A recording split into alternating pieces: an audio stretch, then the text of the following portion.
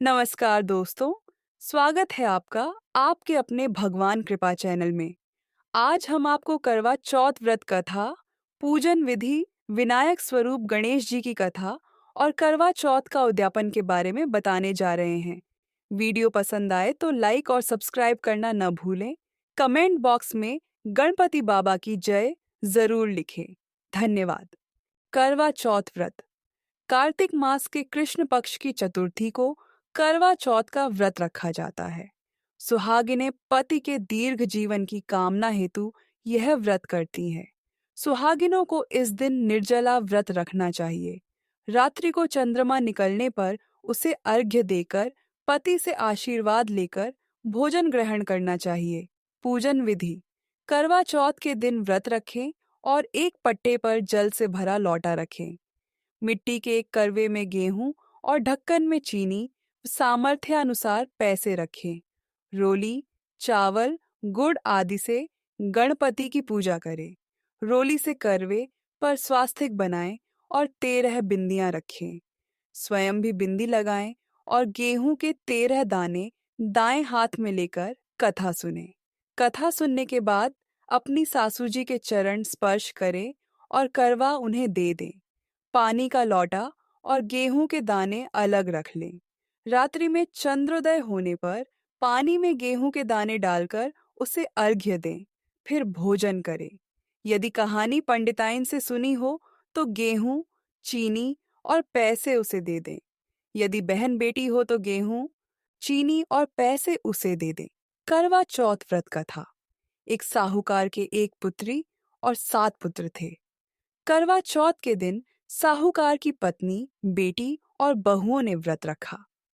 रात्रि को साहूकार के पुत्र भोजन करने लगे तो उन्होंने अपनी बहन से भोजन करने के लिए कहा। बहन बोली, भाई, अभी चंद्रमा नहीं निकला है। उसके निकलने पर मैं अर्घ्य देकर भोजन करूंगी।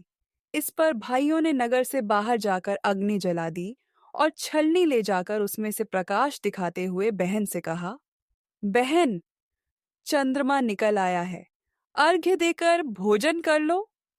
बहन अपनी भाभियों को भी बुला लाई कि तुम भी चंद्रमा को अर्घ्य दे लो, किंतु वे अपने पतियों की करतूतें जानती थीं। उन्होंने कहा, बाई जी, अभी चंद्रमा नहीं निकला है। तुम्हारे भाई चालाकी करते हुए अग्नि का प्रकाश छलनी से दिखा रहे हैं। किंतु बहन ने भाभियों की बात पर ध्यान नहीं दिया और भाइयों द्वारा दिखाए प्रकाश को ही अर्घ्य देकर भोजन कर लिया। इस प्रकार व्रत भंग होने से गणेश जी उससे रुष्ट हो गए। इसके बाद उसका पति सख्त बीमार हो गया और जो कुछ घर में था उसकी बीमारी में लग गया। साहूकार की पुत्री को जब अपने दोष का पता लगा तो वह पश्चाताप से भर उठी।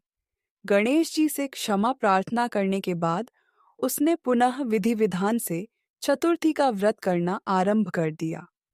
श्रद्धानुसार सबका आदर सत्कार करते हुए सबसे आशीर्वाद लेने में ही उसने मन को लगा दिया। इस प्रकार उसके श्रद्धा भक्ति सहित कर्म को देख गणेश जी उस पर प्रसन्न हो गए।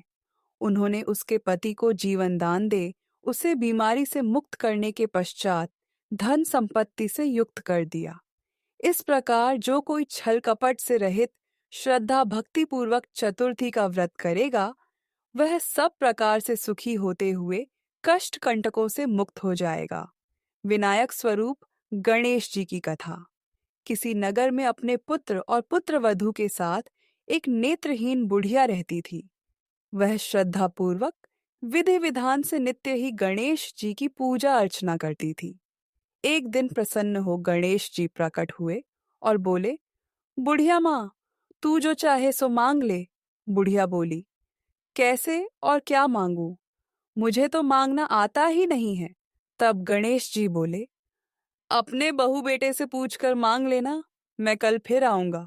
बुढ़िया ने बेटे से पूछा तो बेटा बोला कि धन मांग लो। बहू बोली कि पोता मांग लो।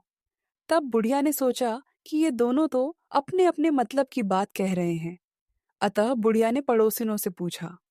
पड़ोसिनों ने कहा, बुढ़िया, तू तो थोड़े ही दिन जिएगी, क्यों? तू धन मांगे और क्यों पोता मांगे? तू तो आंखें मांग ले, जिससे तेरा बाकी जीवन आराम से कट जाए।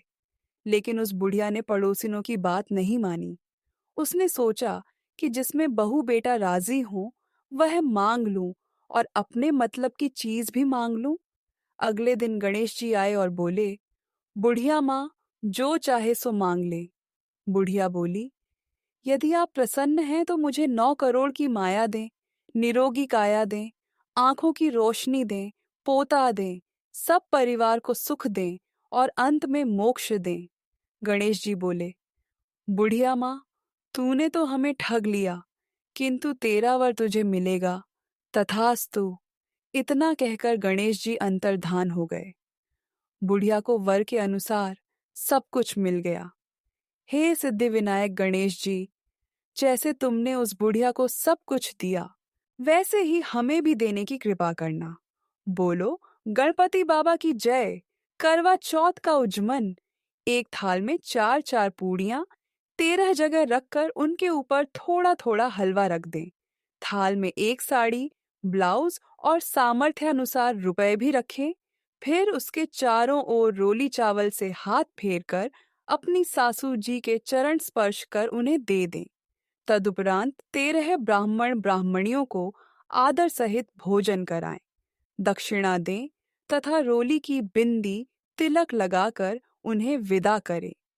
वीडियो पसंद आए तो लाइक और सब्सक्राइब करना न भूलें। कमेंट बॉक्स में गणपति बाबा की जय जरूर लिखें। धन्यवाद।